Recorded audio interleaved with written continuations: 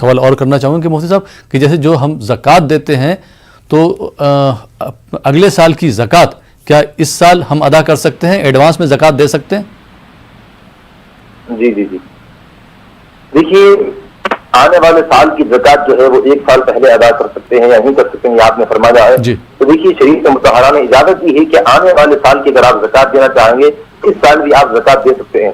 حدیث مبارکہ میں حضرت علی مرتضی رضی اللہ تعالیٰ عنہ راوی ہیں کہ سیدنا عباس رضی اللہ تعالیٰ عنہ حضور پاک علیہ السلام کی بارگاہ میں حاضر ہوئے اور سوال کیا، رسول اللہ صلی اللہ علیہ وسلم کہ آنے والے سال کی زکوٰۃ میں اس سال بھی دے سکتا ہوں؟ تو حضور پاک علیہ السلام نے ان کو اجازت مرحمت فرمائی.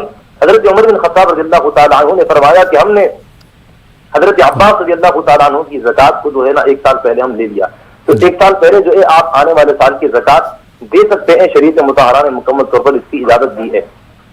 جی، بہت بہت شکریہ مفتی بہاؤالدین نقشبندی صاحب.